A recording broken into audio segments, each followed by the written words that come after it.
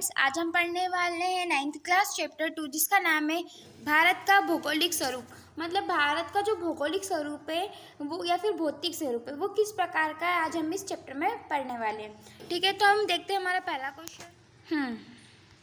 प्लेटों की गतियों को सामान्यतः कितने भागों में विभाजित किया गया है, व्याख्या कीजिए। अब विभाजित का मतलब होता है बांटना। ठीक है, तो हमें ये बताना है कि इसे कितने वर्गों में या फिर कितने भागों में इसे बांटा गया है और इसकी व्याख्या भी करना है। तो इसे कितने भागों में बांटा गया है, तो इसको जो है 3 भागों में बांटा गया है। तो अब ये 3 भाग जो है वो कौन से हैं, तो पहला है अभिसारी परिसीमा, दूसरा है अपसारी और तीसरा है रूपांतर। ठीक है, तो ये 3 है। अब हम इन तीनों के एक बार डिटेल पढ़ेंगे। तो पहला है अभिसारी परिसीमन। इसमें क्या होता है, इसमें क्या होती है, जो प्लेटो रहती है वो एक दूसरे के निकट आ जाती है ना। जैसे कि ये एक प्लेटो और ये दूसरी प्लेटो, तो ये क्या होती है, एक दूसरे के निकट आती है। और या फिर निकट ना आए तो क्या होती है, निकट आकर टूट जाती है या फिर एक दूसरे के नीचे चली जाती है। अगर ये टेढ़े में जाएगी तो नीचे आ जाएगी और अगर ये सामने रहेगी तो ये टूट जाएगी। ये क्या है, अभिसारी परिसीमन है। ओके, उसके बाद हम पढ़ते हैं सेकंड है अपसारी परिसीमन। इसमें क्या होता है, इसमें जो प्लेटें वो एक दूसरे से दूर हो जाती है। कैसे, मतलब समझ लो ये प्लेट है तो ये क्या होती है, एक दूसरे से दूर हो जाती है। मतलब यहाँ है तो ये इधर चली जाएंगी। ठीक, तो अभिसारी में पास आती है, अपसारी में दूर हट जाती है और रूपांतरी में क्या होती है, इनकी जो गति है वो बदल जाती है, फिर रूपांतरिक हो जाती है। ओके, तो ये हमारे 3 पॉइंट थे, अभिसारी, अपसारी और रूपांतर। अब है भूपृष्ठ की मुख्य प्लेटें कौन सी है। अब भूपृष्ठ में भूमि की जो मुख्य परतें हैं वो कौन सी है।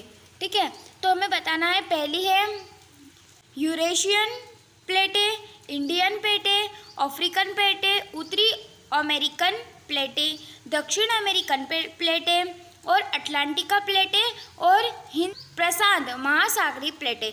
तो कितनी प्लेटें पढ़ी हमने, 7 प्लेटें पढ़ी है। ठीक, तो ये इसकी क्या है, प्रमुख या फिर मुख्य जो है प्लेटें है।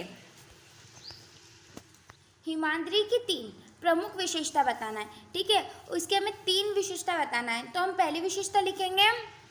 तो इसकी पहली विशेषता यह है, इसके शिखर की लंबाई जो होती है वो कितनी होती है, 6000 मीटर औसत होती है। ठीक है, और ये सबसे सर्वाधिक होती है। तो यही इसके शिखर की जो लंबाई है, यही इसकी क्या है, विशेषता है। दूसरा है हिमालय के इस भाग का कोड ग्रेनाइट का बना हुआ है। इसका जो क्रोड भाग है, अंदर का जो भाग है वो किससे बना है, ग्रेनाइट से बना हुआ है। तो ये भी इसकी विशेषता है। उसके बाद हमारा तीसरा पॉइंट है, ये जो श्रृंखला है, मतलब ये जो पहाड़ी वगैरह है, ये क्या होती है, हमेशा सधी हुई बर्फ़ों से ढकी रहती है। और जब बर्फ़ पिघलता है तो वहाँ से क्या होती है, हिम नदी जो है वो प्रभावित होती है। ठीक है, तो ये इसकी विशेषता है कि ये बर्फ़ से ढका रहता है, इसका भाग जो है वो ग्रेनाइट का बना होता है और इसकी जो लंबाई है वो भी इसकी विशेषता है। अब हम देखते हैं हमारा नेक्स्ट क्वेश्चन। तो वो क्या है, हिमाचल की 3 विशेषता बताइए। तो हम इसकी भी विशेषता देखते हैं। तो पहली विशेषता क्या है कि इनकी जो श्रृंखला है वो किससे निर्मित है, तो वो अत्यधिक संपीड़ित या परिवर्तन शैलों से निर्मित हुई है। मतलब ऐसी शैलें जो कि परिवर्तन होती रहती है। ओके, उसके बाद हमारा सेकंड पॉइंट है कि इनकी लंबाई कितनी है। तो इनकी लंबाई है 3700 मीटर से 4500 मीटर के बीच। ठीक है, उसके बाद इसकी जो चौड़ाई है वो कितनी है, 50 किलोमीटर है। इसमें कौन कौन सी श्रृंखलाएं जो है वो महत्वपूर्ण है, तो पहली है परिपंजल, ठीक है, दूसरी है धौलाधर और तीसरी है महाभारत। ये तीनों श्रृंखलाएं जो है वो महत्वपूर्ण श्रृंखलाएं हैं। उसके बाद हमारा लास्ट पॉइंट है कश्मीर की घाटी, कुल्लू की घाटियाँ, मतलब जितनी भी घाटियाँ हैं, मतलब कश्मीर की हो गई, हिमाचल की घाटियाँ हो गई, वो सब इसी में ही स्थित है, इन्हीं घाटियों में स्थित है। ओके, तो हमारा जो क्वेश्चन था वो यहीं ख़त्म होता है। अब हम नेक्स्ट क्वेश्चन पढ़ते हैं। नेक्स्ट है शिवलिंग की 3 प्रमुख विशेषता बताइए। ठीक है, तो अब इसकी ऊंचाई कितनी है, तो इसकी ऊंचाई, इसकी चौड़ाई पढ़ेंगे पहले। तो इसकी चौड़ाई कितनी है, इसकी चौड़ाई 10 से 50 किलोमीटर है और इसकी ऊंचाई 900 से 1100 मीटर के बीच है। ओके, फिर ये जो श्रृंखला है किससे बनी है, तो हिमालय जो है उसकी श्रृंखलाओं से, जो नदी द्वारा लाई जाती है ना, संपीड़न, हमने भी पढ़ा था कि हिमालय की जो है वो संपीड़न तथा परिवर्तन शैलों से बना है। तो उसके द्वारा जो भी औषाधे लाए जाते हैं उनसे ये बनी हुई है या फिर उनसे ये निर्मित है। उसके बाद हमारा थर्ड पॉइंट है शिवलिंग के बीच में जो ये स्थित है लंबवत घाटी, इसे दून के नाम से भी जाना जाता है। मतलब इसका शिवलिंग के अलावा इसको एक और कौन सा नाम है? दून। ठीक ठीक है। जैसे कि मतलब इसे किस किस नाम से जाना जाता है? तो दून मतलब तब हर नाम के आगे दून लगाना है। ओके, देहरादून, कोतली दून, पाटली दून। ठीक है। तो अभी हमने 3 चीज़ों की विशेषता पढ़ी। पहला शिवलिंग, दूसरी हमने पढ़ी थी हिमाचल, और तीसरी थी हिमनदी, हिमानदी। तो हमें इनकी क्या याद करना है? पहले तो हमें याद करना है इनकी ऊंचाई कितनी है, ये किससे बनी हुई है। ओके, और उसके बाद हमें ये देखना है कि इसे कौन कौन सी घाटियाँ इसमें स्थित है। बस ये तीनों ही चीज़ें हमें तीनों में याद रखना है। ओके, अगला क्वेश्चन है नदी घाटियों की सीमाओं के आधार पर हिमाचल का वर्गीकरण कीजिए। अब हमें इनकी नदी घाटी, ठीक है, की सीमाओं के आधार पर इसे बांटना है। वर्गीकरण का मतलब भी बांटना होता है और विभाजन का मतलब भी बांटना ही होता है। तो हम पहला पढ़ते हैं। तो सतलुज तथा सिंध के बीच का जो हिमालय है में स्थित जो हिमालय है वो क्या कहलाता है? पंजाब हिमालय कहलाता है। ठीक है, क्या कहलाता है? पंजाब। किसके बीच? सतलुज और सिंध के बीच। फिर है सतलुज तथा काली नदी के बीच का जो हिमालय है वो क्या कहलाता है? कुमाऊं हिमालय कहलाता है। और काली तथा तीस्ता नदी के बीच का जो हिमालय है वो क्या कहलाता है? नेपाल हिमालय कहलाता है।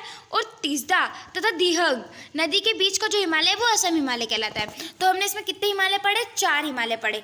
पहला पंजाब हिमालय, दूसरा है कुमाऊं हिमालय, तीसरा है नेपाल, और चौथा है असम हिमालय। तो हमें याद करना है कि कौन सी नदी के बीच का हिमालय क्या कहलाता है।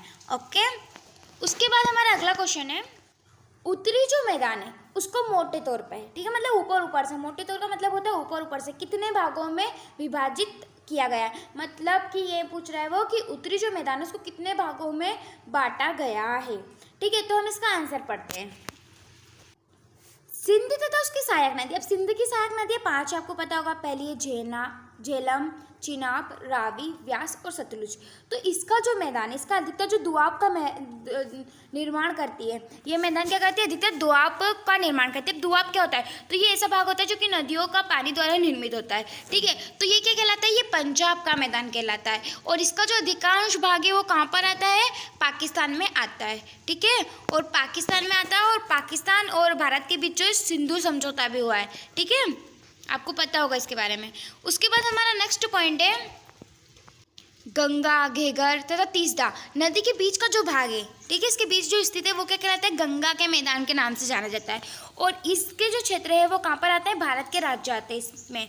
तो कौन कौन से? हरियाणा आता है, दिल्ली आता है, उत्तर प्रदेश, बिहार, झारखंड के कुछ भाग आते हैं।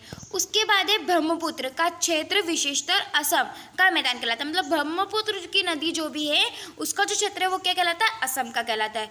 तो पहला हमने पढ़ा था पंजाब का मैदान, दूसरा हमने पढ़ा गंगा का मैदान, और तीसरा हमने पढ़ा असम का मैदान। ओके, तो उत्तरी जो मैदान है उसको 3 भागों में बांटा गया है मोटे तौर पर। अब नेक्स्ट क्वेश्चन है हमारा उत्तरी मैदान की विशेषता लिखिए। अब हमें उत्तरी मैदान की जो है विशेषता का वर्णन करना है। तो पहले तो हम ये पढ़ेंगे कि इस मैदान का निर्माण किस प्रकार से हुआ है। तो किस प्रकार से हुआ है? हिमालय की जो नदियां हैं, हिमालय की नदियां और प्रायद्वीप, प्रायद्वीप का मतलब होता है दक्षिण भारत की नदियां।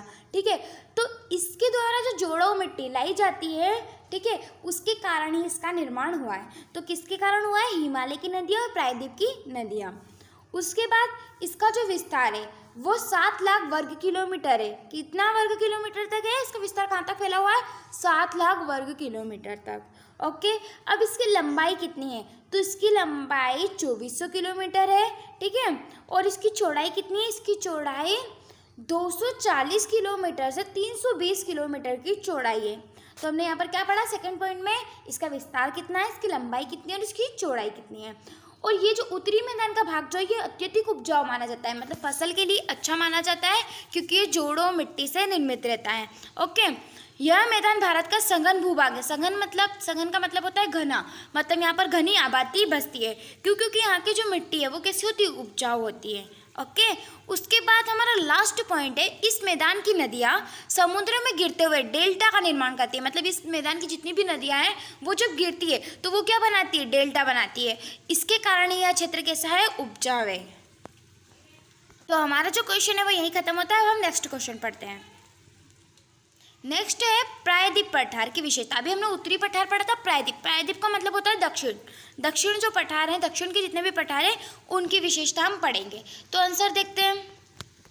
इसका आकार कैसा है? तो ये क्या है? ये प्राचीनतम भूभाग, गोण वाला भूमि का एक मेचकी आकार वाला स्थान है। और ये किससे बना है? तो ये आग्नेय, क्रिस्टलीय तथा रूपांतरित शैलों से बना है। ओके, उसके बाद सेकेंड पॉइंट है, इसके दो भाग है। इसके दो भाग कौन कौन से हैं? नर्मदा नदी के दक्षिण में एक त्रिभुजकार भूभाग है। त्रिभुजकार मतलब आपको पता होगा ना। उसके बाद इसे दक्षिणी पठार भी कहते हैं। इसे क्या कहते हैं? दक्षिणी पठार, जो कि मैं पहले ही बता चुकी हूँ। जबकि उत्तरी भूभाग का जो मध्य उच्च भूमि कहते हैं, और उत्तरी भाग का जो भाग है उसे हम क्या कहते हैं? मध्य उच्च भूमि कहते हैं। इसमें छोटा नागपुर का, अब इसमें कौन कौन से पठार आते हैं? तो इसमें छोटा नागपुर का पठार आता है, बुंदेलखंड का पठार आता है, मालवा का पठार भी इसमें ही सम्मिलित है। किसमें? दक्षिण पठार में। ओके, उसके बाद तीसरा पॉइंट हमारा ये है, इस पठार का एक भाग उत्तर पूर्व में भी देखा जा सकता है। उत्तर पूर्व मतलब उत्तर और पूर्व के बीच में भी देखा जाता है। इसे मेघालय या कर्णी अंगला पठार भी कहते हैं। ओके, उसके बाद हमारा नेक्स्ट पॉइंट है, दक्षिणी पठार के पश्चिम तथा पूर्व किनारे क्रमशः पश्चिम घाट तथा पूर्व घाट कहलाते हैं। ठीक है, क्या कहलाते हैं? पश्चिम और पूर्व के किनारे वाले जो पठार है पूर्व घाटी व पश्चिमी घाटी कहलाते हैं। लास्ट पॉइंट है, दक्षिण पठार में काली मिट्टी का क्षेत्र ढक्कन टेप कहलाता है। यहाँ का जो क्षेत्र है जो काली मिट्टी से निर्मित है वो क्या कहलाता है? ढक्कन टेप कहलाता है। ओके, हमारा अगला क्वेश्चन है, पश्चिमी घाट तथा पूर्वी घाट के मध्य अंतर। अब हमने अभी पढ़ा था कि पश्चिमी घाट क्या कहलाता है? जो पश्चिम घाटी की तरफ का है, और पूर्वी घाट जो पूर्वी तरफ का है। तो अब हमें इनमें अंतर बताना है। तो पहला है पश्चिमी घाट। तो पश्चिमी घाट हम देखते हैं। पहला है पश्चिमी घाट पश्चिमी तट के समांतर सशक्त श्रृंखला है, जिसे केवल दरों से ही पार किया जाता है। ठीक है, समांतर मतलब एक साथ चलने वाली। ओके, उसके बाद इसकी ऊंचाई कितनी है? तो 900 से 1600 मीटर की इसकी ऊंचाई है। और ये क्या होता है? ये जो पश्चिमी घाटी है इसकी ऊंचाई दक्षिण की ओर बदलती जाती है। और इसकी मुख्य श्रृंखला कौन सी है? तो इसकी मुख्य श्रृंखला अनाइमुदीन है। ओके, अब हम पढ़ते हैं पूर्वी घाट। अभी पूर्वी घाट क्या है? तो ये जो है ये भी समांतर, ये पूर्वी घाटी पूर्वी तट के समांतर अशोषित श्रृंखला, अभी हमने पढ़ा था शोषित श्रृंखला, और ये अशोषित श्रृंखला।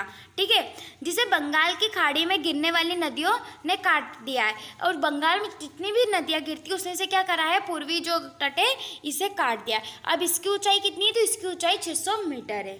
ओके, इसमें महेंद्रगिरी इसका सबसे ऊंचा शिखर है। हमारा आगे का क्वेश्चन जो है वो हम पढ़ेंगे, भारतीय मरुस्थल की विशेषताओं का वर्णन कीजिए। अब भारत की जो मरुस्थल है उसकी हमें विशेषताओं का वर्णन करना है। पहला पॉइंट है, यहाँ पर जो वर्षा होती है वो कितनी होती है? 150 से भी कम होती है। ठीक, इसी कारण यहाँ पर जो है मरुस्थली भाग है। और ये मरुस्थली भाग है जिसके कारण यहाँ पर क्या होता है? यहाँ पर वनस्पति जो है वो बहुत कम पाई जाती है। तीसरा पॉइंट है, इन नदियों में जल इतना कम होता है कि यहाँ की जो नदियाँ हैं वो समुद्र तक नहीं पहुँच पाती। और जो मरुस्थली नदियाँ हैं वो केवल हमें वर्षा ऋतु में ही दिखाई देती है। फिर नेक्स्ट पॉइंट है बरकन। अब ये बरकन क्या होता है? तो बरकन होता है अर्धचंद्र का बालू का टीला, मतलब आधा बालू का टीला। ठीक है, इस क्षेत्र में अधिक मिलते हैं। और अच्छे लंबे लंबे टीले कहाँ पर मिलते हैं? भारत और पाकिस्तान की सीमा के निकट जैसलमेर में दिखाई देते हैं। ओके, उसके बाद यहाँ की सबसे बड़ी नदी कौन सी है? तो इस क्षेत्र की सबसे बड़ी नदी जो है वो है लूनी नदी। ओके, तो आई होप आपको ये वाला क्वेश्चन समझ में आया होगा। हमारी जो वीडियो है वो काफ़ी लंबी हो रही है, इसलिए इस चैप्टर के जो आगे के क्वेश्चन है वो हम सेकंड पार्ट में देखेंगे। ओके।